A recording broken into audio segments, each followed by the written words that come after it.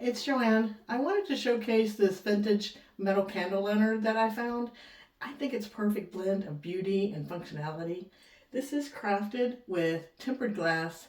It's got a unique pattern frame and it has kind of a distressed black finish. It brings kind of warmth and character to this setting or any setting, whether you're decorating maybe for your patio or your porch or a tabletop.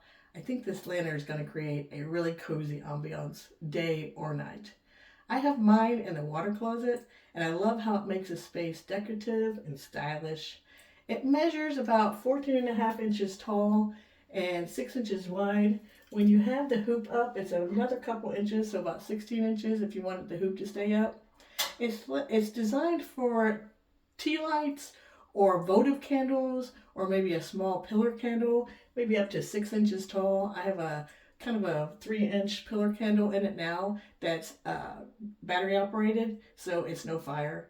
It's perfect for indoors or outdoor spaces, whether you want to have it in your living room maybe or your bedroom, maybe even your dining room. It kind of gives a cozy farmhouse style as well.